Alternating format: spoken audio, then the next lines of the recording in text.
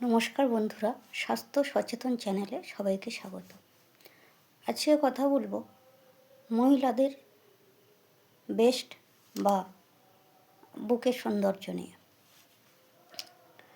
আমাদের মহিলাদের স্তন ভীষণ গুরুত্বপূর্ণ একটি অঙ্গ। অনেকের স্তন শুকিয়ে যায় বা অনেকের স্তন অনেক মোটা বা ভারী হয়ে যায়।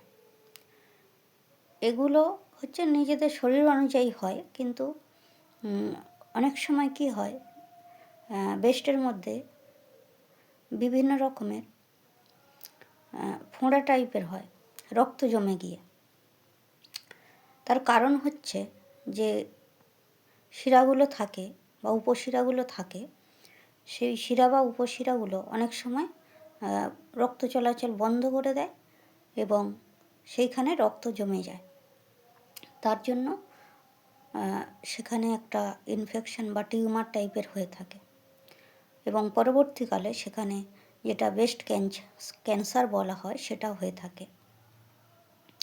বা অন্যান্য কারণে ব্রেস্টে অনেক রকমের সমস্যা হয়। অনেকের বুকের দুধ বন্ধ হয়ে যায় বা স্তনে ব্যথা হয়, যন্ত্রণা হয়, এরকম নানান রকমের সমস্যা হয়। তো বলবো বন্ধুরা, যারা ছোট বাচ্চা, যাদের প্রথম ব্রেস্ট তৈরি হয়, প্রথম থেকে যদি ব্রেস্টের ট্রিটমেন্ট করেন তাহলে ব্রেস্টের সমস্যা অনেকটা সমাধান হয়। সেটা হচ্ছে ভীষণ টাইট ফিটিংস যে ব্রাগুলো, সেগুলো ব্যবহার কম করতে হবে। যখন একান্ত বাইরে যাওয়া হচ্ছে তখনই পরা উচিত। আদার্স টাইম খুব ঢিলাঢালা পোশাক পরে থাকতে হয়, কারণ আমাদের বুকের যে শিরা উপশিরাগুলো আছে সেগুলো টাইট ফিটিংস ব্লাউজ বা ব্রা বা ইনার পরার জন্য অনেক সময় রক্ত চলাচলে ব্যাঘাত ঘটায়।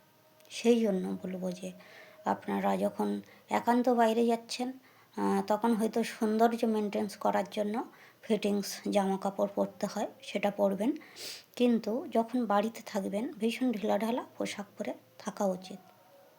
এবং আরেকটা কথা বলবো যে প্রতিদিন সময় করে সকালে বা বিকালে বা সন্ধ্যায় যখনই সময় পাবে, সবাইয়ের জন্য বলছি, সব মহিলাদের জন্য বলছি, ব্রেস্ট থেরাপি করা উচিত। সেটা বাইরে করতে হবে না, বাড়িতেই করবেন।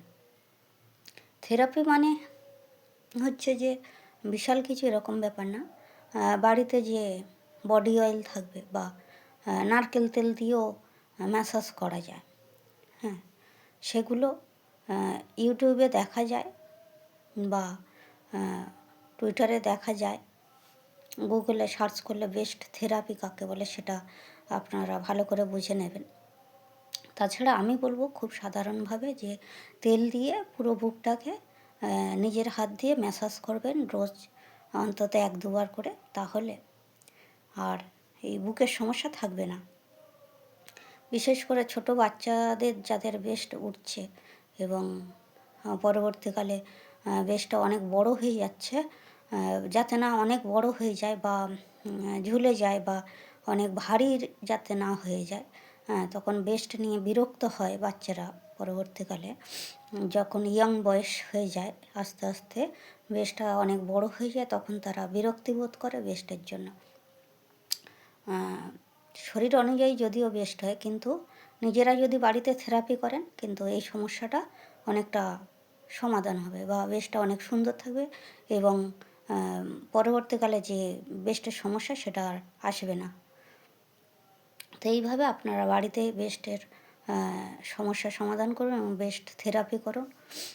2-3 বার যতবার খুশি করতে পারেন, কিন্তু প্রতিদিন অন্তত কমপক্ষে একবার অন্তত করবেন। করলে দেখবেন আপনাদের ব্রেস্ট খুব সুন্দর থাকবে এবং স্বাভাবিক থাকবে। তো ধন্যবাদ। আপনারা সবাই সুস্থ থাকুন, ভালো থাকুন। অন্য কোনো বিষয় নিয়ে আপনাদের সাথে আলোচনা হবে।